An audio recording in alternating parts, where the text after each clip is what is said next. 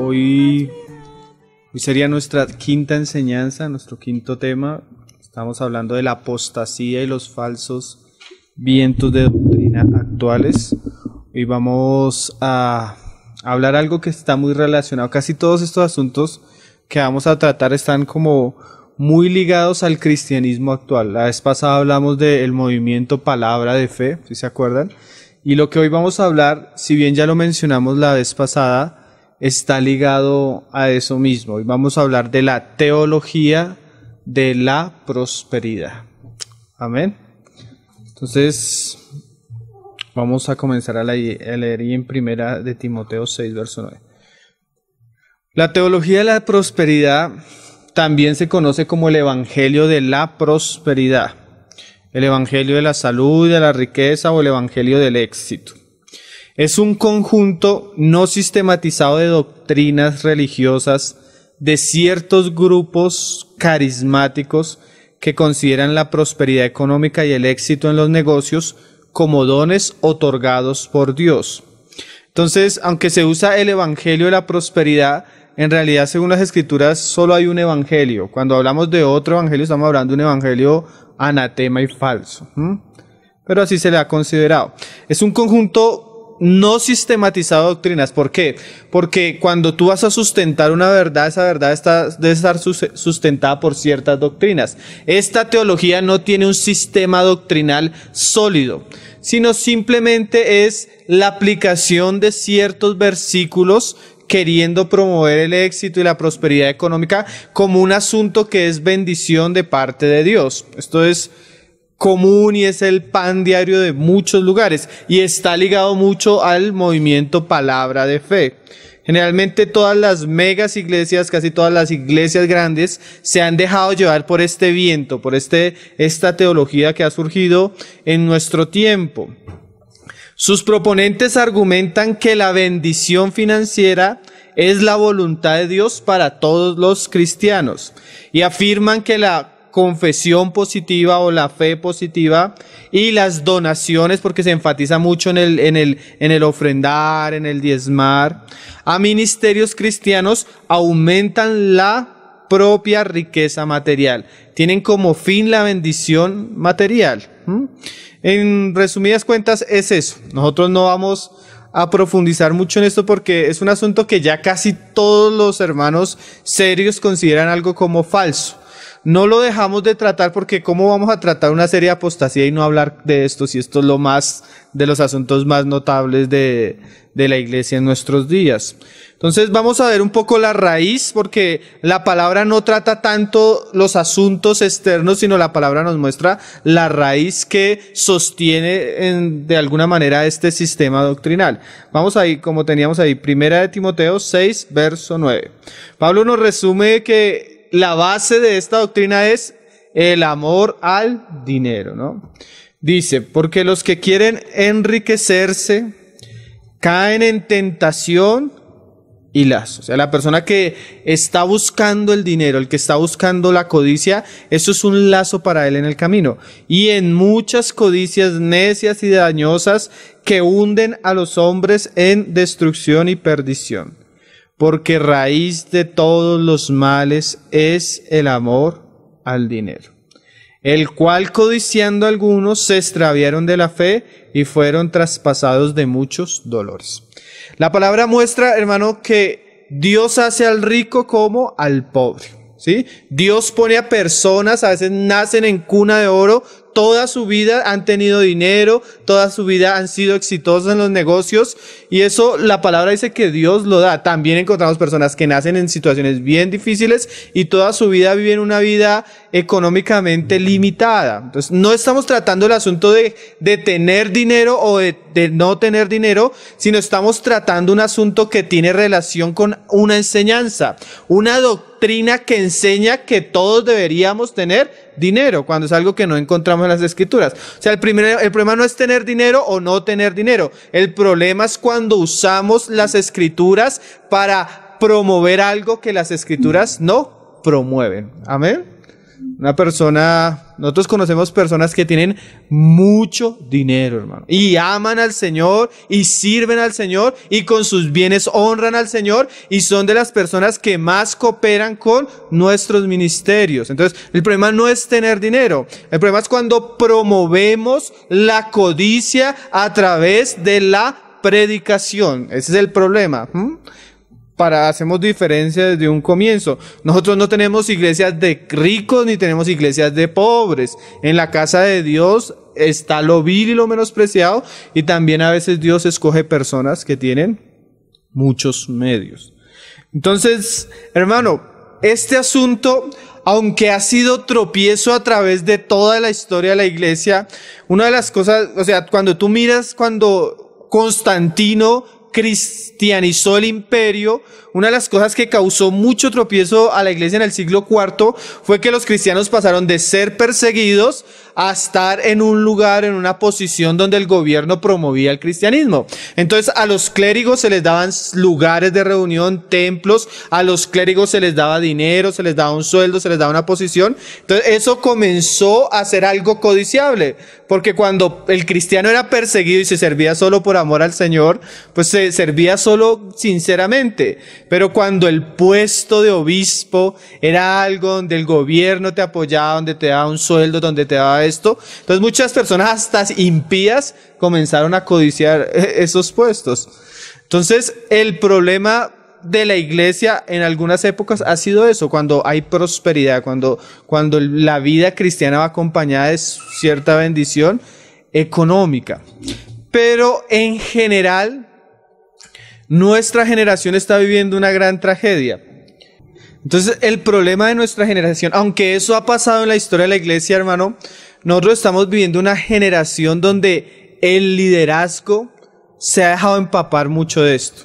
Mira lo que pasó. Siglo XVI, la Reforma. Siglo XVII, los movimientos reformados. Siglo XVIII y siglo XIX, los movimientos misioneros. Pasamos de tener un ejército de hombres que dejaron todo por Cristo, se hicieron pobres por Cristo, vendieron sus herencias, vendieron sus riquezas por ir a predicar el evangelio a toda la tierra. Muchos escogieron el sufrimiento, muchos escogieron la pobreza, muchos escogieron vivir hambre y necesidad por llevar el evangelio de Cristo, y los hombres que eran tenidos como los generales de Dios eran aquellos que abandonaban todo por Cristo. Historias como la de Hudson Taylor, como la de George Mueller, como la de tantos misioneros que llenaban el corazón de los cristianos y asombraban a los cristianos por la fe y el valor que estos hombres tenían al dejar todo por Cristo. Pasó a una generación donde los grandes predicadores, donde los grandes hombres de Dios son los que tienen mejores autos, mejores casas, andan en avión y promueven de una manera ostentosa sus riquezas. Y esos son hoy los grandes representantes del evangelio. Entonces pasamos de una generación de hombres sufridos, sacrificados, que amaban a Cristo, a una generación de siervos que aman el dinero, que promueven la codicia, que promueven la prosperidad, pero lo que está detrás es la ambición económica. Entonces, eso es algo de nuestra generación que es común, que es terrible y que ha sido contrario generalmente a Cristo, a los apóstoles de Cristo, a los padres de la iglesia, a los reformadores, a los grandes misioneros y hombres de Dios. Esos pastores de hoy en día que promueven el estatus financiero como algo de Dios, eso es contrario a la mayoría de generaciones de hombres que teníamos antiguamente. Entonces eso vuelve el asunto bien terrible. Entonces vamos a ver varios pasajes, cuál es la raíz de todo esto, como lo leíamos ahí en Timoteo. Segunda de Pedro 2, verso 3.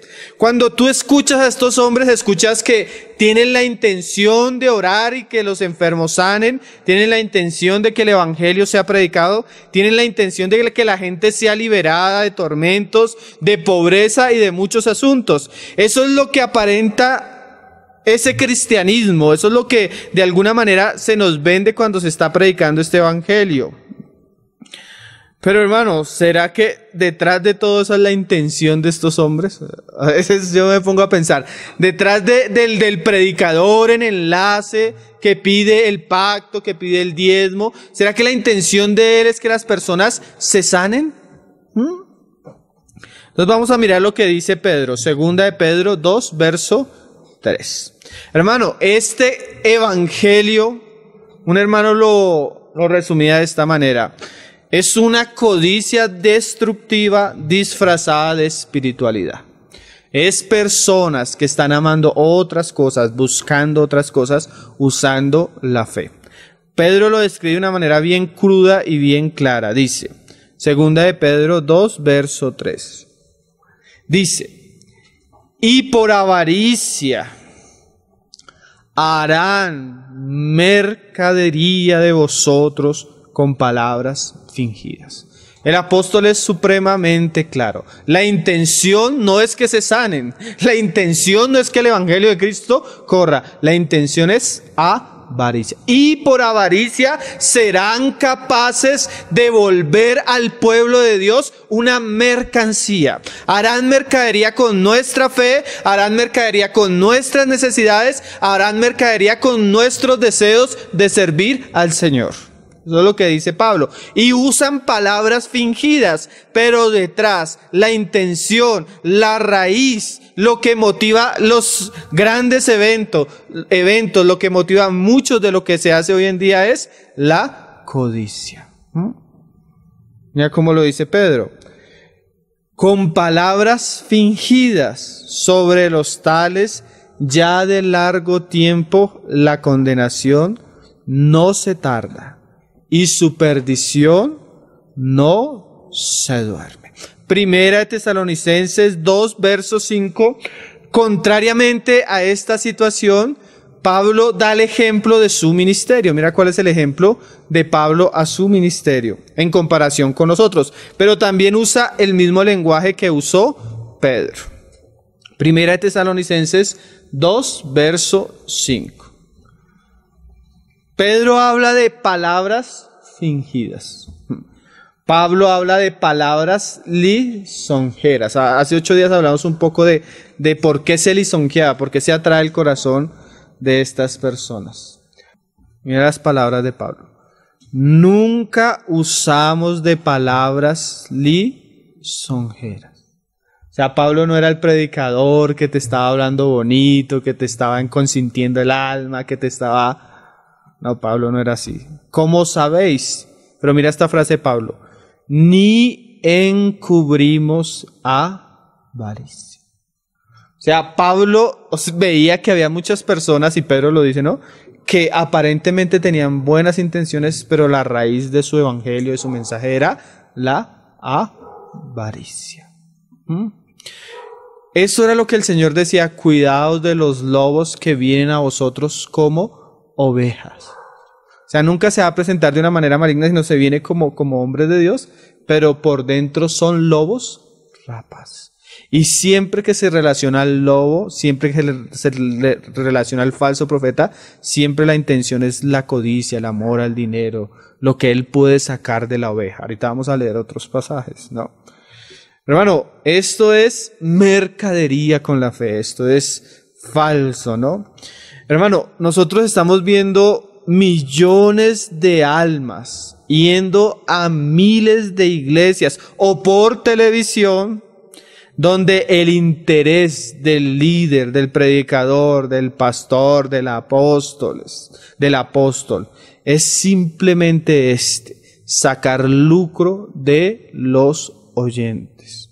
La mayoría del cristianismo actual mantiene adormecido en ignorancia bíblica y se les envenena espiritualmente con la única finalidad de aprovecharse de sus vidas y especialmente de sus bienes económicos.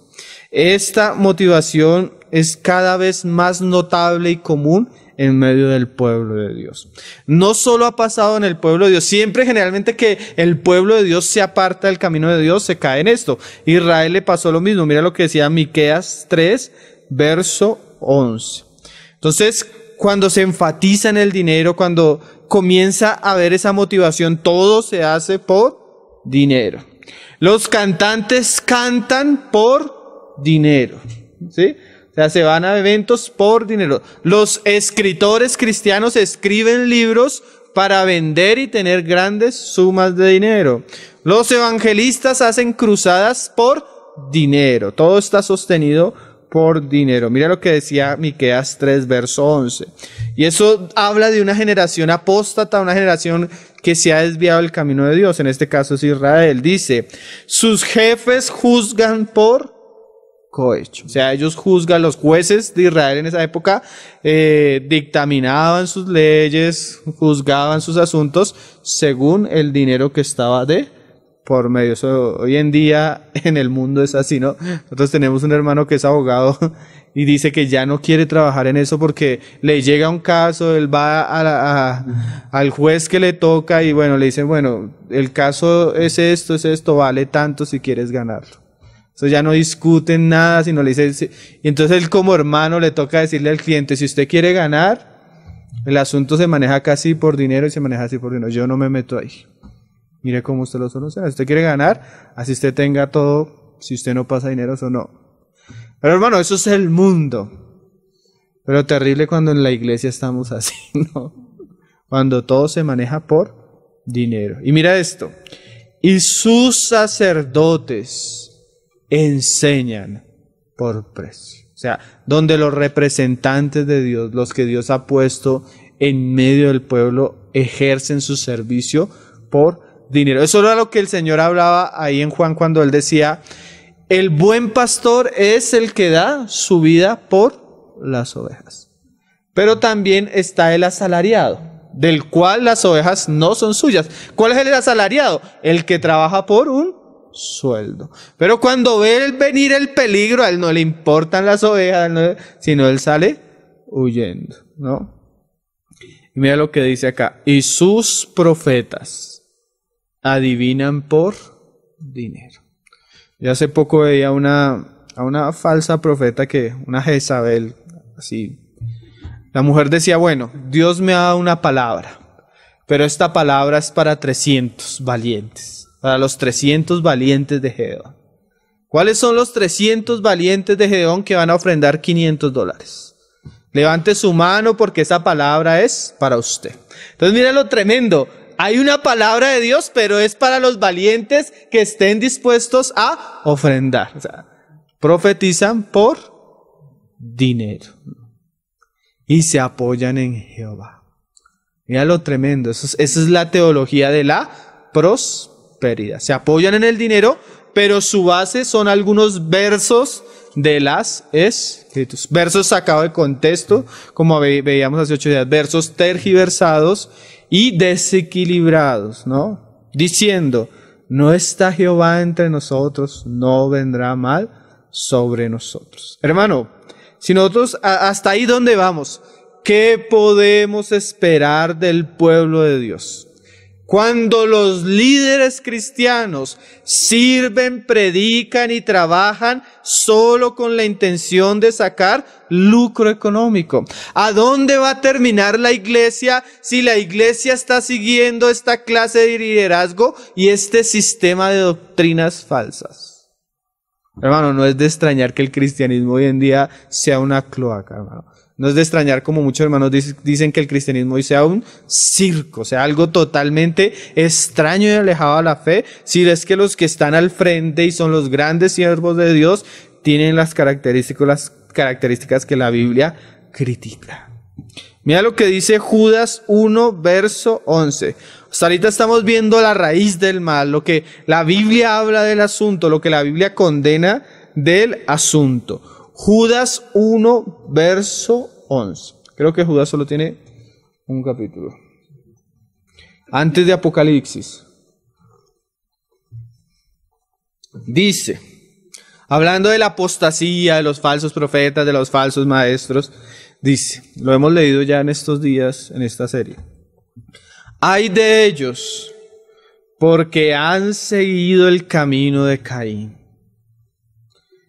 Y se lanzaron, esa frase, ¿no? Por el lucro en el error de Balaam.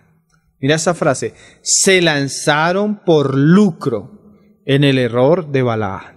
Sin ir a la historia de Balaán que hemos estudiado varias veces, ¿qué fue lo que hizo el profeta? Era un profeta de Dios. Hermano, cuando nosotros hablamos de esto, muchas veces cuando tú comienzas a leer las biografías de muchos de estos hombres, a estudiar su vida, sus ministerios, tú notas que muchos de ellos tuvieron un llamado tremendo de Dios, dones de Dios, ministerios de Dios. Dios los respaldó y los llamó de una manera tremenda en su juventud. Comenzaron a trabajarle al Señor y a veces sus ministerios eran de Dios. Así era Balaán.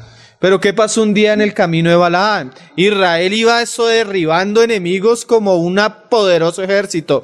Y uno de los enemigos de Israel se sintió atemorizado por lo que Dios estaba haciendo con ellos. Entonces va donde Balaán y le dice, bueno, le mando unos mensajeros, yo quiero que tú maldigas a Israel. Entonces los mensajeros vienen con dotes, con regalos, con dones. Entonces el profeta ora al Señor, le dice, Señor, porque era un profeta de Dios, ¿tú quieres que yo maldiga a tu pueblo? Y el Señor dice, no los oigas, no vayas con ellos porque yo no estoy ahí.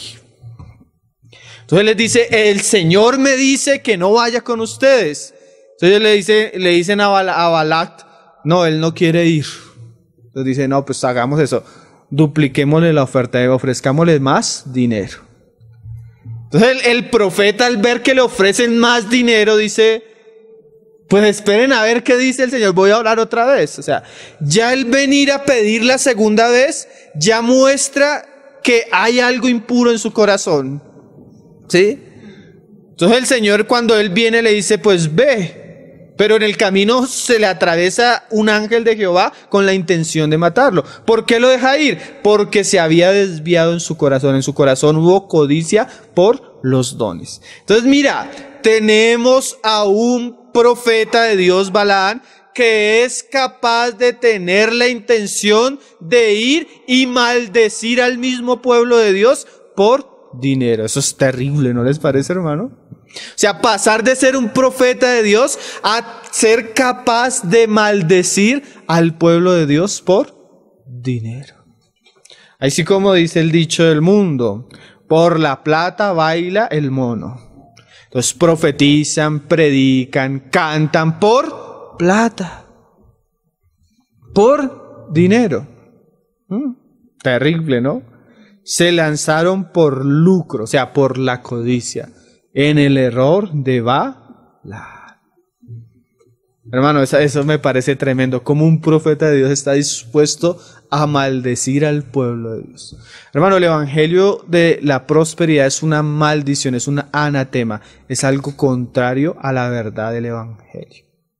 Pero porque hay personas que son capaces de predicarlo, pues como Balaán, porque eso les trae un beneficio a su vida. En este caso económico. Vamos ahora sí a comenzar a ver varios versículos para tratar el asunto. Vamos a ver un capítulo ahí en Hechos 8, verso 18.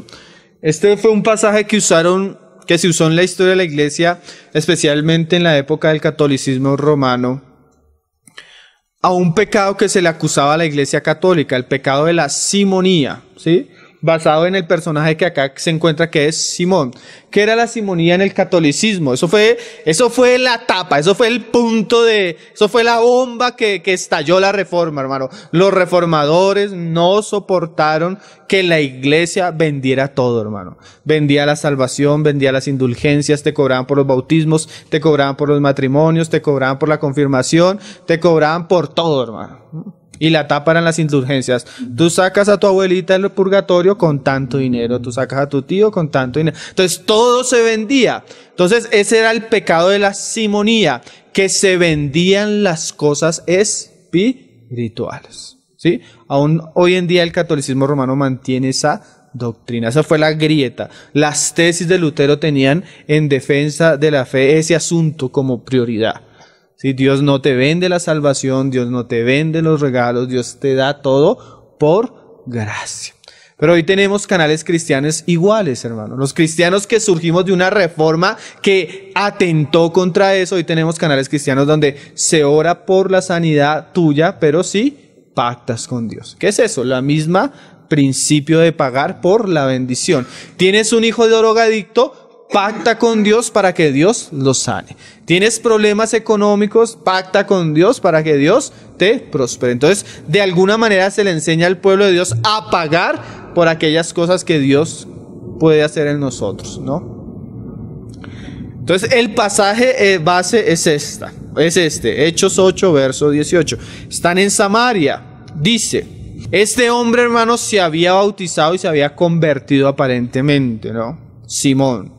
Entonces llegaron Pedro y Juan, y cuando Pedro y Juan oraban por las personas, imponían las manos, las personas recibían el Espíritu Santo. Ahí cuando, dice en el 18, cuando vio Simón que por la imposición de las manos de los apóstoles se daba el Espíritu Santo, les ofreció dinero.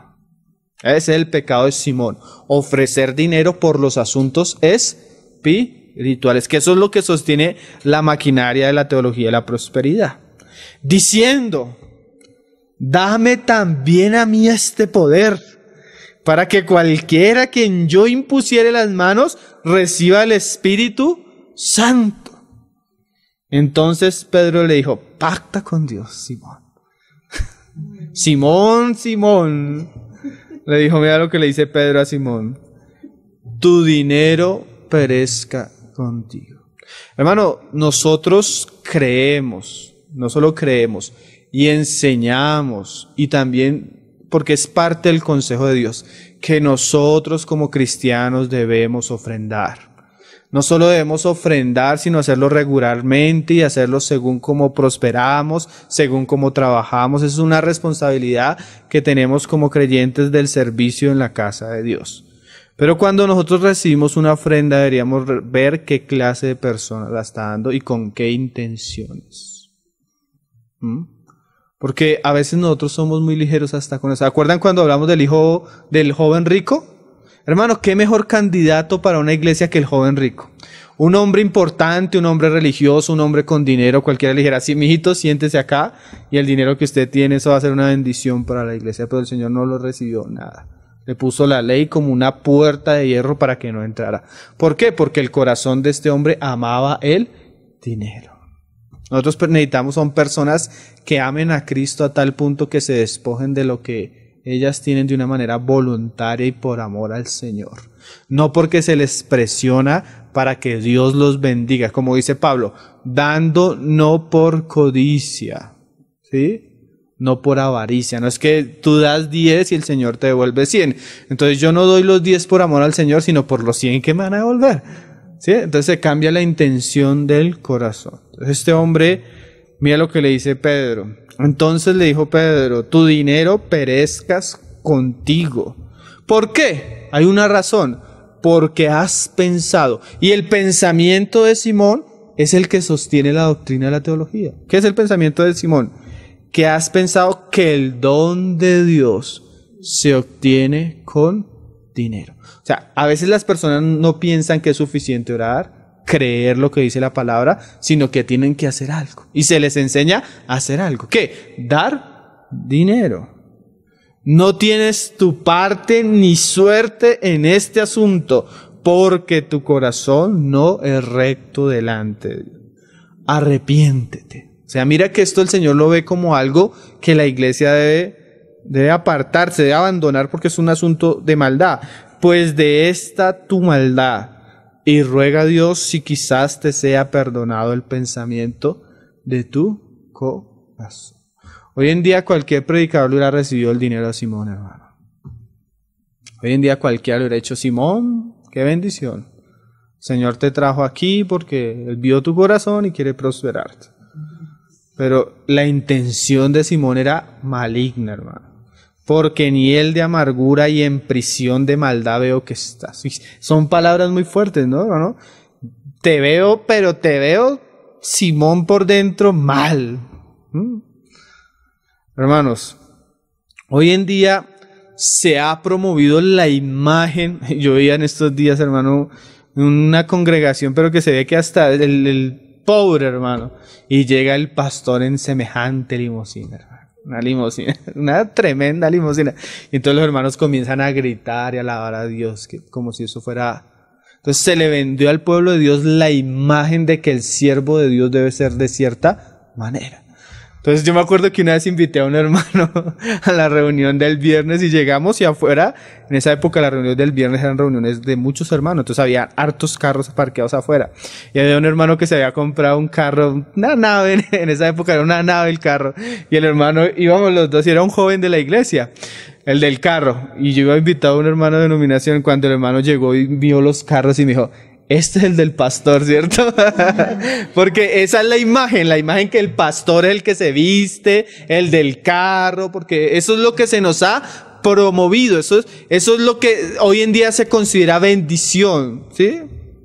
El lujo, el confort, son sinónimos de bendición. Pero vamos a ver por la escritura, ya no vamos a seguir viendo pasajes de esto, sino vamos a ver por la escritura los verdaderos siervos de Dios, amén. Lo que enseñaban, su conducta, su enseñanza en relación a este asunto. Vamos a ver el ejemplo de Pablo. Yo pienso que si hay un apóstol entre los apóstoles es Pablo, amén. Entre los escritores del Nuevo Testamento, Pablo. No solo se nos dejó su enseñanza, su trabajo, sino se nos dejó cartas donde se hablan cosas muy íntimas de él para guardarnos de esto, porque a veces se puede pensar que ciertos pasajes pueden sostener esto. Digamos, a veces los hermanos dicen, hermano, pero es que la Biblia dice que el siervo es digno de su salario. Sí, pero no ven el contexto anterior ni el contexto después de que está hablando. Entonces, lo que vamos a hacer es leer esos pasajes completos para ver la verdad completa, ¿amén? Si esto corresponde a lo que se nos ha mostrado o es un desequilibrio en el pueblo y en la verdad de las Escrituras. 1 Corintios 9, verso 3. Vamos a ver cómo Pablo manejaba el asunto de las finanzas, que no solo nos habla de Pablo, sino nos habla del modelo de las Escrituras de los siervos de Dios. Porque de Pedro no se dice, de Juan no se dice, pero la Escritura dejó mucho detalle de la vida de Pablo y nosotros podemos aprovechar de estos detalles para aprender de este asunto, amén. 1 Corintios 9:3, la iglesia de los Corintios era una iglesia que estaba en una situación bien, o sea, era una iglesia fundada por Pablo, que Pablo había trabajado, pero habían venido muchos hermanos que habían indispuesto a la iglesia con el ministerio de Pablo. Hay una actitud de rechazo, de querer reinar ellos sin Pablo, ¿sí? De no reconocer el trabajo de Pablo. Entonces, hay una serie de argumentos de Pablo defendiendo su ministerio, defendiendo su trabajo, y entre esos se nos hablan de estas cosas. Mira lo que dice en el 9:3.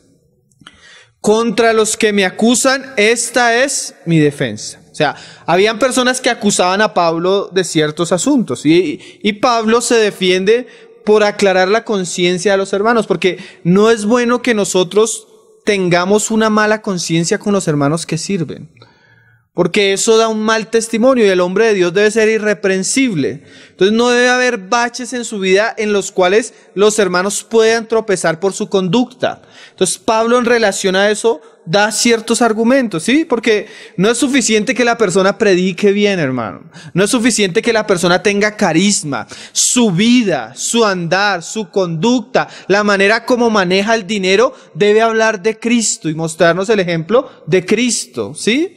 Hoy el liderazgo ha perdido ese valor de ser ejemplo, de mostrar a Cristo, ¿no? Se muestran cosas que son contrarias, como las que estamos hablando, pero vamos a ver a alguien que expone su situación para que los hermanos juzguen y vean que su conducta es correcta según, pues, la verdad de las Escrituras. Dice, ¿acaso no tenemos derecho de comer y beber? Sí, imagínate un hombre que iba predicando de aquí para allá. ¿Será que era mucha carga para los hermanos que lo recibían darle un plato de comida, darle un lugar, sí? ¿No tenemos derecho de traer con nosotros una hermana por mujer? O sea, a veces de pronto en la compañía con los que iban Pablo, porque a veces Pablo nunca viajaba solo, iba con otros hermanos y ahí dice Pablo, ¿será que a veces no puedo ir acompañado de una mujer? Como también los otros apóstoles y los hermanos del Señor y Cefas. O sea, parece ser que los apóstoles de Jerusalén viajaban a veces hasta con sus esposas. ¿Será que era mucha carga que Pablo o Bernabé hicieran esto? ¿O solo yo y Bernabé no tenemos derecho de no trabajar? O sea, Pablo le está diciendo, hermano, ¿será que yo no tengo derecho a comer de lo que predicamos? ¿Será que yo no tengo derecho a que me reciban a mí y a otros cuando viajamos? ¿Será que yo no tengo derecho a dedicarme de lleno a la obra? Decía Pablo. ¿Quién fue jamás soldado a sus propias expensas? ¿Quién planta viña y no come de su fruto? ¿O quién apacienta el rebaño y no toma de la leche del rebaño? ¿Digo esto solo como hombre? ¿No dice esto también la ley? Hermano, con lo que estamos diciendo, no estamos diciendo que los hermanos que trabajan entre nosotros no tengan derecho a las ofrendas, no tengan derecho a comer del evangelio, a servir y a vivir por la fe del evangelio. Sí, no estamos diciendo esto. Aquí Pablo no está hablando de enriquecerse, sino Pablo está hablando de un uso legítimo que tienen los hombres que han sido dedicados de lleno a la obra de Dios, ¿sí? Ellos tienen el derecho de comer de las ofrendas, tienen derecho de beber de la leche de las ovejas, ¿sí? Pero, hermano, si tú dejas el capítulo ahí, porque el capítulo generalmente lo usan hasta ahí, y entonces acá, y el sueldo, y bueno, pero nosotros vamos a seguir leyéndolo, ¿no? Porque ahí no queda Pablo. Digo esto solo como hombre, ¿no dice esto también la ley? Porque en la ley de Moisés está escrito, no pondrá bozal al buey que trilla. Hermano, y cuando hay una persona que tiene un llamado al Señor, que tiene un ministerio del Señor, que tiene un respaldo del Señor, la iglesia no debería ser tropiezo para ese tipo de hermanos. Porque la iglesia necesita de esa obra en medio nuestro, ¿sí? ¿Tiene Dios cuidado de los bueyes o lo dice enteramente por nosotros? Pues por nosotros escribió, o sea, aquellas personas que están dedicadas a la obra. Porque con esperanza debe arar el que ara y el que trilla con esperanza de recibir del fruto. Si nosotros sembramos entre vosotros lo espiritual, es gran cosa si llegáramos de vosotros lo material. O sea, hermano, aquí Pablo está dando un principio. En la iglesia los hermanos de donde reciben beneficio espiritual deben sembrar, ¿sí? O sea, eso es algo que como una hermana me decía, hermano, es que no sé dónde ofrendar. Hermana, ¿dónde tú recibes alimento? ¿Dónde tú recibes? Hermano, yo escucho tal emisora, yo escucho esto. Hermana, ofrenda en esos lugares donde Dios usa para alimentarte. Donde recibas alimento espiritual, ¿es mucho que tú siembres lo físico? No lo es. Es un principio que la palabra misma nos enseña, pero no queda ahí. Si otros participan de este derecho sobre vosotros, o sea, hay personas que reciben el beneficio de la iglesia, ¿cuánto más nosotros? Hermano, en la iglesia hay personas que no trabajan, hay personas pobres que reciben beneficio de la iglesia. Hay personas que tienen necesidad y la iglesia a veces saca para ayudarles. Y si no son personas que trabajan, ¿cuánto más los que trabajan? Y de una vez aclaro, hermano, no lo estamos diciendo, como dice Pablo, por nosotros. Simplemente estamos estudiando el pasaje. Dice, si otros participan de este derecho, ¿cuánto más nosotros? O sea, hay un derecho a los que trabajan. Pero, ahí es donde viene el problema. Ahí es donde Pablo viene a ponerles problema más de uno. Porque el asunto es así, pero no hemos usado de este derecho. O sea, Pablo podía como apóstol parar y exigirse a la iglesia, exigirle a los corintios, a los gálatas, a muchas iglesias, porque él trabajaba. Pero él como siervo de Cristo no usaba de este derecho, sino que lo soportamos todo. O sea, Pablo podía exigir el derecho, pero él por amor a Cristo, por amor a la iglesia, estaba dispuesto a soportarlo todo. ¿Por qué? Él lo explica. Por no poner ningún obstáculo al evangelio de Cristo. O sea, yo como apóstol, decía Pablo, tengo el derecho de muchas cosas, pero para no ponerle un obstáculo al evangelio, para no servir de tropiezo a la iglesia, yo hago a un lado mi derecho por amor al evangelio. ¿No sabéis que los que trabajan en las cosas sagradas comen del templo y que los que sirven al altar, del altar participan? Así también ordenó el Señor a los que anuncian el evangelio, que vivan del evangelio. O sea, eso fue algo que el Señor mandó, es un derecho legítimo del obrero. Pero yo de nada de esto me he aprovechado. Mira lo tremendo, o sea, hay un derecho, pero yo no me aprovecho de eso. Pablo no llegaba. Hermanos, yo he trabajado acá, yo he servido acá, yo he predicado acá. Ustedes tienen la obligación de darme tanto, ustedes tienen la obligación de darme esto, de hablar. O sea, Pablo no usaba de su derecho, ni se aprovechaba de su derecho. Porque cuando hablamos del sostenimiento del obrero, un hermano decía algo muy sabio: los hermanos en un lugar deben cooperar para que los hombres que trabajan en ese lugar o que han trabajado en ese lugar vivan dignamente. O sea, es imposible que la iglesia, recibiendo el beneficio de un hermano, vea que el hermano está pasando necesidad y la iglesia no lo sustente. Sí, eso es contrario a las Escrituras. No provea para la alimentación, no provea para su casa, no provea para sus necesidades. Eso es lo que la palabra habla. La palabra no habla que le supla para engrandecerlo, para enriquecerlo, sino por lo menos que el hermano viva dignamente entre ustedes. Es un buen consejo. La iglesia debe procurar que los hermanos vivan dignamente. ¿Sí? ¿Qué es dignamente? Que tengan su sustento y abrigo, como dice Pablo. En Israel pasaba esto.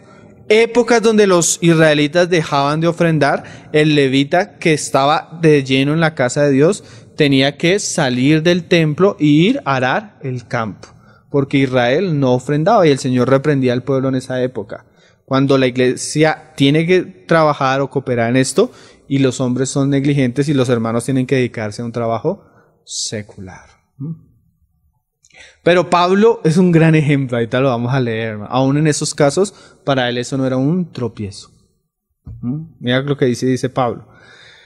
Pero yo de nada de esto me he aprovechado, ni tampoco he escrito esto para que se haga así conmigo. Hermano, y cuando estamos hablando de estos temas, sí que es difícil hablar de estos temas porque se puede pensar para que se haga así con nosotros. Generalmente nosotros no tratamos estos temas, solo cuando la ocasión. Recuerdo una vez estábamos en un lugar, se acabó la reunión del domingo, fue un ágape, una reunión tremenda. Es un lugar donde los hermanos tienen mucho, es una iglesia próspera. Todos los hermanos son de estratos. Y yo llevaba un viaje de un mes, era la última reunión, ya el otro día salí al pueblo y dije: Señor, ya acabé, ya descansé. Porque todos los días enseñando, entonces dije: descanse.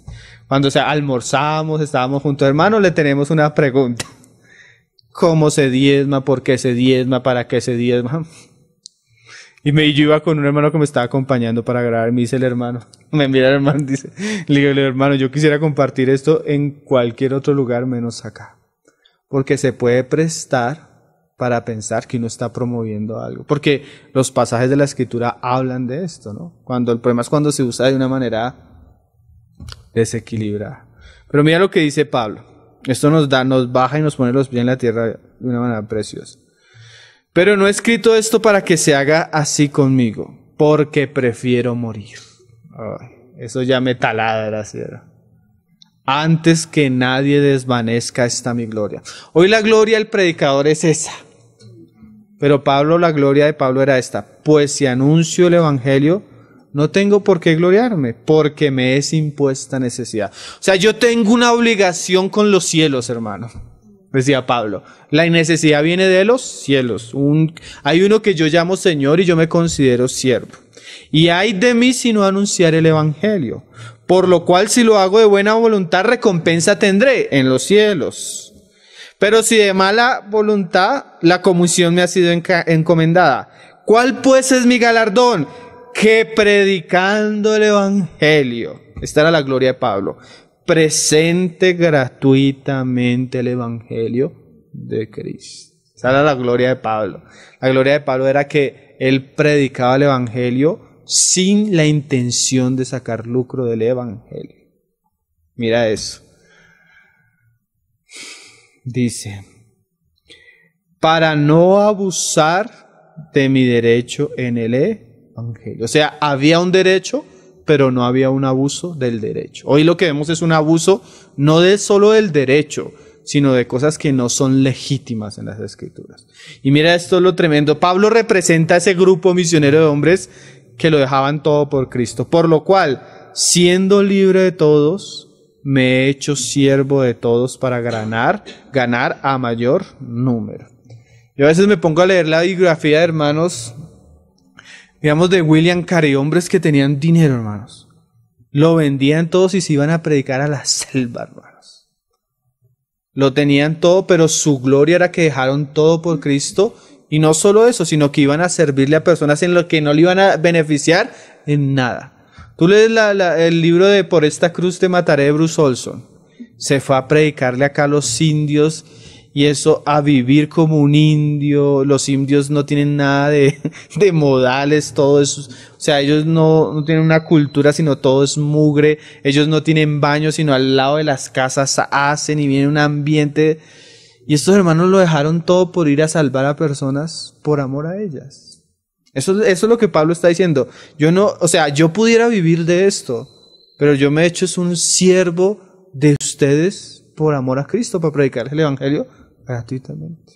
O sea, ¿sí ven el contexto de ese pasaje que el obrero es digno de su salario? O sea, sí es digno de su salario, pero aun cuando la iglesia no quisiera cooperar con el salario del obrero, si el obrero ha sido llamado por Dios y ha sido llamado a predicar el evangelio de Cristo, esa debe ser su gloria, que lo predique gratuitamente. Tú encuentras que habían muchas personas que cooperaban con el ministerio de Pablo, ¿no? Pablo nos habla de una iglesia que tenía cuidado de él, ¿sí? Pero no era porque Pablo tuviera un sueldo ni porque ellos tuvieran una obligación por Pablo. Era algo del amor del Señor por ellos, porque Dios despierta a personas para que siembren y trabajen en estos asuntos. El otro pasaje que Pablo nos habla de su manera de las finanzas, de cómo él manejaba el dinero, Hechos 20, verso 32. En este se nos habla que él como obrero, como apóstol, tenía un derecho, solo que no abusaba del derecho porque su gloria era predicar el evangelio gratuitamente. Hermano, tú nunca escuchabas de que, hermanos, gran evento, Pablo en Atenas, entrada VIP $300, entrada general $50. Y no, Pablo no andaba diciendo que con milagros era más caro. No, hermano, estos eran hombres diferentes, hermano. Estos eran hombres totalmente extraños a nuestra generación, ¿no? Hechos 20:32, mira, dice. Pablo despidiéndose de los ancianos de un grupo de iglesias en las cuales él había trabajado, dice: y ahora, hermanos, os encomiendo a Dios y a la palabra de su gracia, que tiene poder para sobreedificaros y daros herencia con todos los santificados. Ahora en el 33, ni plata, ni oro, ni vestido de nadie codiciado.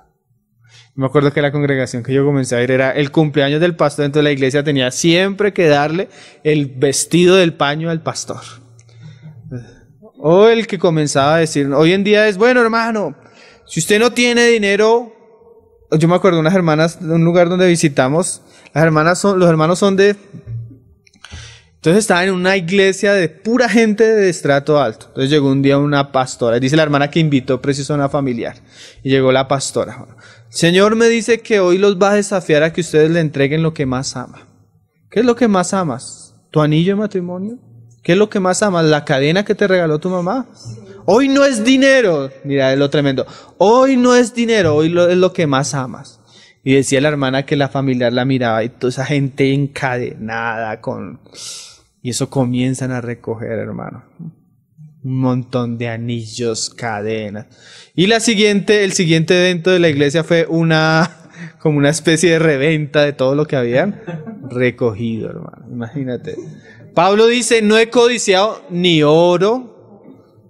Mira lo que dice Pablo. Ni vestido de nadie he codiciado. Tremendo, ¿no? Antes vosotros sabéis, mira, este es el otro ejemplo. Pablo puede vivir por la fe. Pablo puede dedicarse y saber que el Señor le va a proveer a través de la ofrenda voluntaria de la iglesia. Pero cuando la iglesia no coopera, mira lo que dice Pablo. Para lo que me ha sido necesario a mí y a los que están conmigo, estas manos me han servido.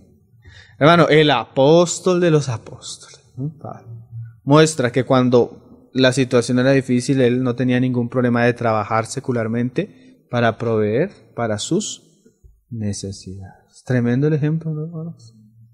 Hay un hermano, no digo el nombre, un hermano en Brasil que es un siervo del Señor. Y el Señor lo llamó desde muy joven a servirle. Y el hombre estudió y es profesional y tiene maestrías y todo, pero el Señor lo llamó a servirle. Y tú lo escuchas predicar, es un hombre del Señor, tremendo. Pero él dice que cuando comenzó a servirle al Señor dejó su trabajo secular y se dedicó a las cosas del Señor, pero él no veía que él tenía ya esposa e hijos y él veía que no había cómo sostener su familia. Entonces que comenzó a hablarle al Señor y un día el Señor le habló. No me acuerdo si fue en un sueño, pero le habló. Y le dijo el Señor al hermano, le dijo, yo tengo un lugar para ti en mi reino, pero no tengo un salario para ti. Qué frase tremenda, ¿no?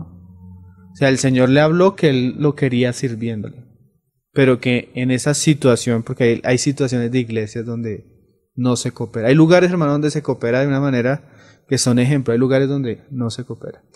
Entonces el Señor le mostró a él que en donde él estaba no. Entonces el hermano entendió que él debía trabajar secularmente, pero seguir sirviéndole al Señor. Y mira el arreglo que hizo el Señor. Él tiene una profesión donde ahora trabaja 15 días y descansa 15 días. Entonces 15 días está en lo secular y 15 días está en la obra del Señor. Pero tremenda la frase del Señor. Tengo un lugar para ti en mi reino, pero no tengo un sueldo para ti. Tremendo. Pero el hermano no renunció a su ministerio, sino que trabaja secularmente y provee para lo suyo y los suyos. Es un ejemplo, ¿no? Y son hombres de el Señor. Y dice, estas manos me han servido. Esto os he enseñado. Mira qué enseñanza. Pablo no enseñaba, hermano, siembre tanto y recoja tanto. Pablo enseñaba que trabajáramos con nuestras manos. Sí, porque ese evangelio es un evangelio que pone a los cristianos en una nube, hermano.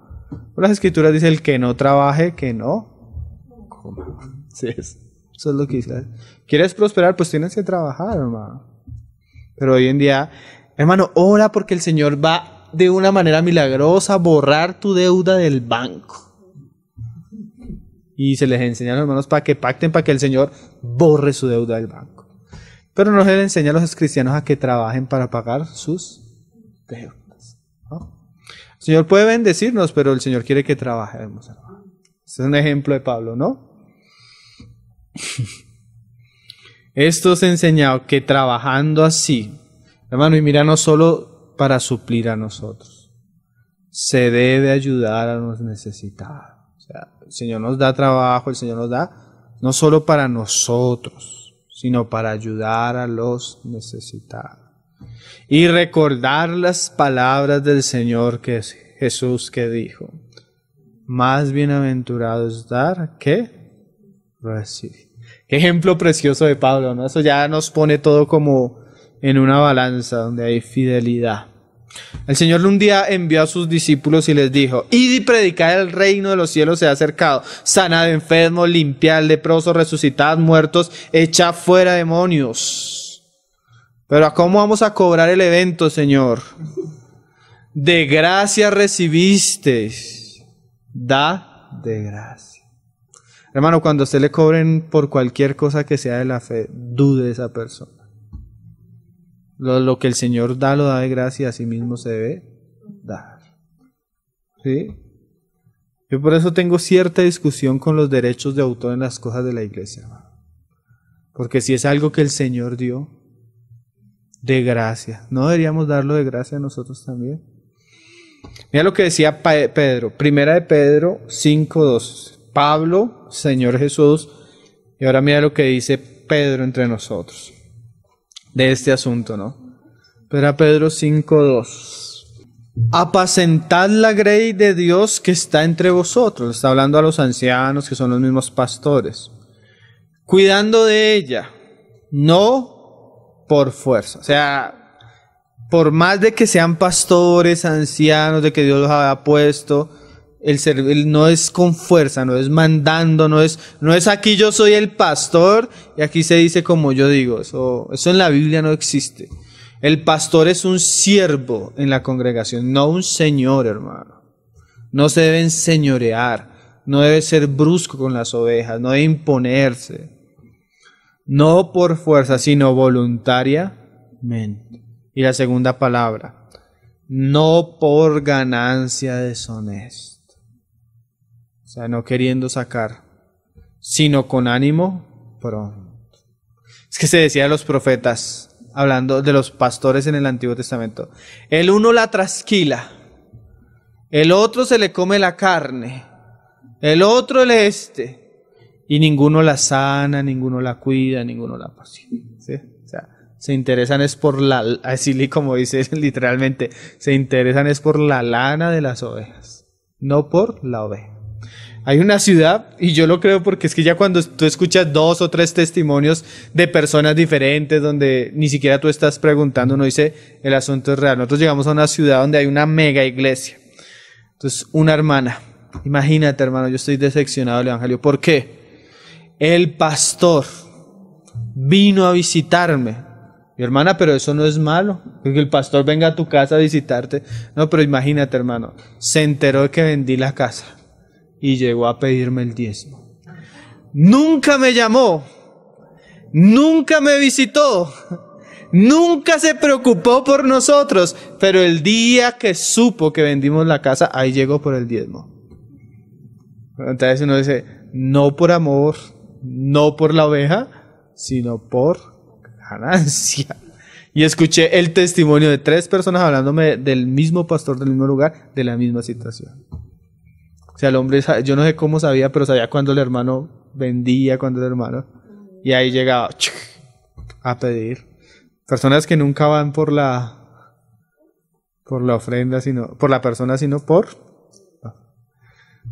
voluntariamente, no por ganancia deshonesta, sino con ánimo pronto, no como teniendo señorío de los que están a vuestro cuidado, sino siendo ejemplos de la grey.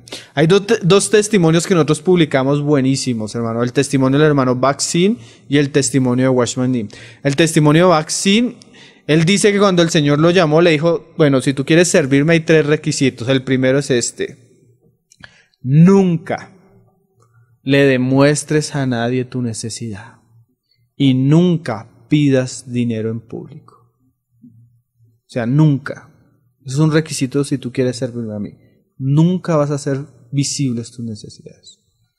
Nunca vas a pararte delante del pueblo a pedir algo. Tremendo, ¿no? Y habían otros 2 requisitos, pero ese es el primero. Y el hermano Watchman Nee, en el testimonio, él cuenta su testimonio y lo hace en una conferencia para jóvenes. Es la única vez que él habló de su vida privada. Ese folleto es bien tremendo. Están tesoros si quieres leerlo. Y él dice que él aprendió, y de las cosas que el Señor le mostró en sus primeros años de vida cristiana, era que si él no podía vivir por fe, no le podía servir al Señor. O sea, si usted no está en la capacidad, le dijo una vez el Señor a él, si usted no está en la capacidad de creerme, de que yo soy capaz de sostenerlo, dedíquese a otra cosa. Tremendo, ¿no? Y estos hombres, hermano, Watchman Nee habla de que él publicaba la literatura, y no solo la publicaba gratuitamente, sino pagaba la distribución de la literatura de una manera gratuita. Los herederos de él cogieron los derechos de autor y hoy si tú publicas medio libro de él, te lo cobra. ¿Sí? Porque no siguieron el ejemplo del hermano. El hermano no solo la publicación, sino la distribución. Hoy los que siguieron detrás cobran por eso. Porque muchas veces pasa lo que pasaba en los tiempos antiguos. Samuel era un profeta de Dios, pero los hijos de Samuel eran hombres impíos. O sea, a veces los hermanos viven por gracia, sirven por gracia, pero los que vienen detrás hacen uso provechoso de esto. Lucas 12, verso 32. Hubo hombres que sí pusieron en práctica esto, hermano. Dice, no temáis manada pequeña, porque a vuestro Padre le ha placido daros el reino. Entonces comienzan, somos hijos del rey, no debemos temer. Pero no siguen con el verso siguiente. Vended lo que poseéis y dad limosna.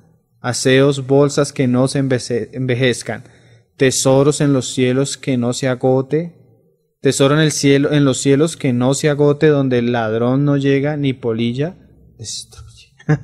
Esa frase del Señor. Hermano, no tema, el Señor nos ha dado todo.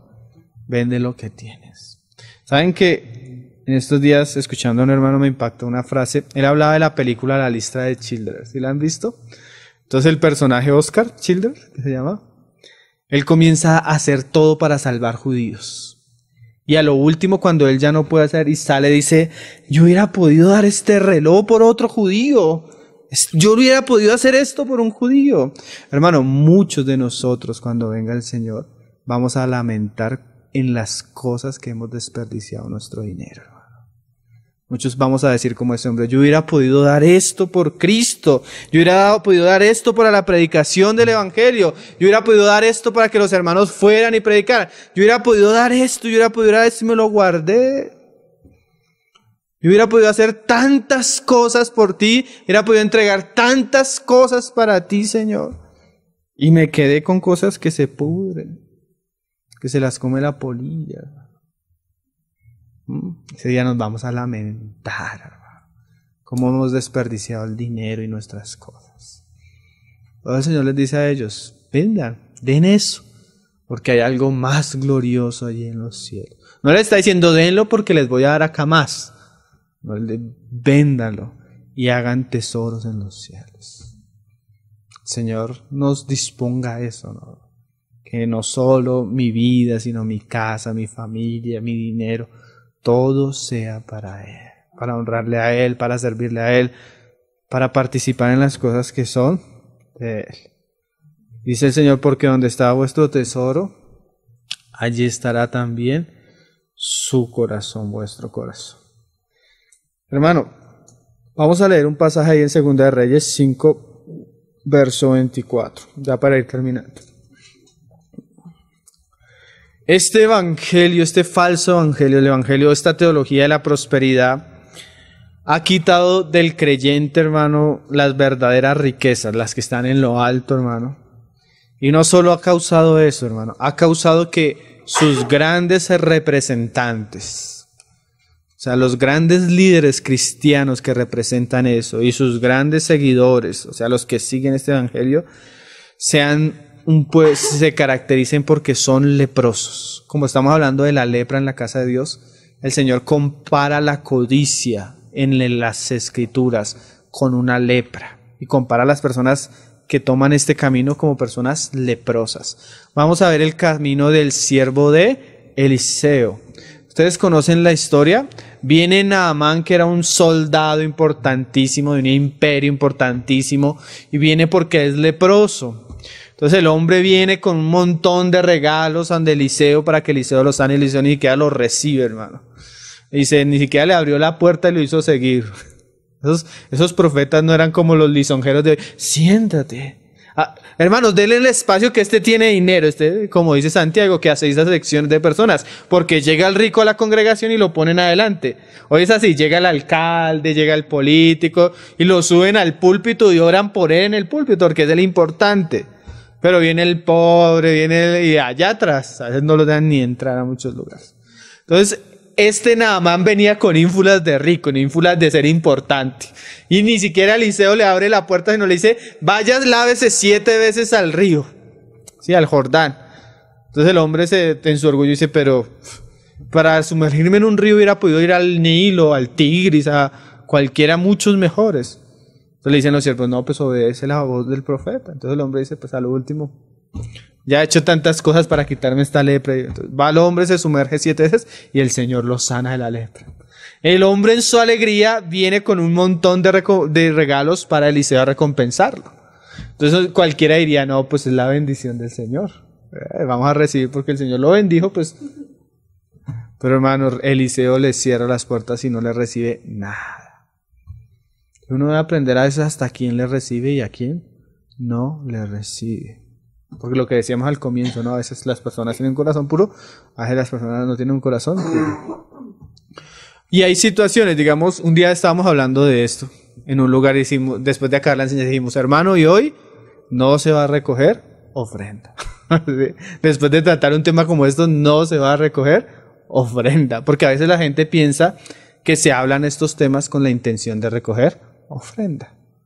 ¿Sí me van a entender? Una vez en ese mismo lugar, cuando compartimos eso, se nos acercó un hermano y dijo, hermanos, que están pasando necesidad.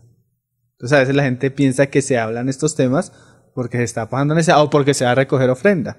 Entonces Eliseo le cierra las puertas, no lo recibe, pero Eliseo tenía un siervo, Giezi, ¿sí? un ayudante. ¿Sí? ¿Qué pasó con el ayudante? Eso es lo que vamos a leer. Porque el Señor no cobra por sus milagros, pero los sinvergüenzas que tienen ayudantes hoy en día, sí. Segunda de Reyes 5:24. Y así que llegó a un lugar secreto. Él lo tomó de mano de ellos. O sea, cuando Giezi ve que Eliseo no lo recibe, Giezi va secretamente donde Naamán y le dice: han venido uno de los hijos de los profetas, quieren unos vestidos y les falta esto. Entonces Naamán, agradecido, le da lo que él le pidió. Y ahí fue cuando llegó esto. Entonces el hombre coge esto y así que llegó a un lugar secreto. Él lo tomó de mano de ellos y lo guardó en la casa. Luego mandó a los hombres que se fuesen. Y él entró a donde estaba Eliseo y se puso delante de su señor, y Eliseo le dijo: ¿de dónde vienes, Giezi? Y él dijo: tu siervo no ha ido a ninguna parte. Él entonces le dijo: ¿no estaba también allí mi corazón cuando el hombre volvió de su carro a recibirte? Mira esta palabra del profeta. ¿Es tiempo de tomar plata y de tomar vestidos? Olivares, viñas, ovejas, bueyes, siervos y siervas. O sea, esa pregunta de Eliseo, ¿será que este es el tiempo para nosotros preocuparnos de estas cosas, Giezi? ¿Será que este es hermano, nosotros vamos a vivir una época gloriosa, con todo lo que eso significa, con toda la gloria que va a traer el reino de Cristo? Pero ¿será que este tiempo es el de esto? ¿Será que este es el tiempo de la prosperidad, hermanos? Yo creo que la iglesia, porque la Biblia habla del reinado del Mesías como un reino que va a prosperar por toda la tierra. O sea, eso va a ser algo glorioso, hermano. Pero ¿será que este es el tiempo de eso? ¿Será que este no es el tiempo de sacrificar, de sufrir, de pagar el precio, de morir? Sí, somos hijos del Rey, pero aún no se ha manifestado lo que debemos ser. Se manifestará cuando Él se manifieste. Por tanto, la lepra de Naamán se te pegará a ti y a tu descendencia para siempre. Todos los que codician y usan las cosas del Señor para lucro y para codicia son hijos de Giezi, leprosos, hermano. Esas de las otras lepras terribles de la generación de nuestros tiempos. Y salió de delante del leproso, blanco como la nieve. La codicia y el amor al dinero es una de las mayores lepras del cristianismo actual. Hermanos, nosotros podríamos entrar fácilmente a la casa de Dios, tomar un látigo y gritar con indignación: mi casa será casa de oración para todas las naciones, mas vosotros la habéis hecho cueva de ladrones, o de Giezis, o de hijos de Giezis. La lepra es figura de corrupción, la lepra es figura de maldad, la lepra es figura de mancha en medio del pueblo de Dios. Y este evangelio de la prosperidad es una de las grandes lepras de nuestra generación. El Señor nos libre de todo este movimiento, de esta manera de pensar y de este cristianismo apóstata que hoy en día es tan común. Entonces hoy hablamos de la teología de la prosperidad. Esto da para, hermano, uno puede sacar acá los 20 pastores más ricos del mundo, ver cuánto tienen, ver. Hay pastores como el de la Iglesia Universal, de la que nosotros conocemos como Pare de Sufrir, donde muestran fotos de su casa, hermano, donde los muebles son en oro puro, hermano. Puedes creerlo, hermano, los muebles en oro puro, hermano. Pastores con jet privados, pastores con, bueno, cosas que uno no se imaginaría que son contrarias a Cristo. Y todo usando las Escrituras, ¿no?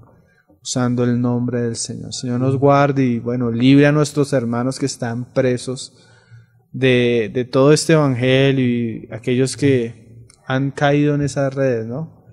Hoy tú pones las emisoras cristianas, hermano, y eso desde las 6 de la mañana hasta las 12 de la noche, solo hablándote de esto. Maquillado como un maquillaje cristiano, ¿no? Pero es esto que hoy tratamos. El Señor nos guarde a nosotros y a su pueblo de esto. Amén. El Señor libre a nuestros hermanos de tantas cosas, ¿no? Estas cosas darían para hablar mucho, pero lo dejamos hasta ahí. El Señor nos ayude y nos guarde y ponga los verdaderos tesoros en nuestro corazón para amarlos.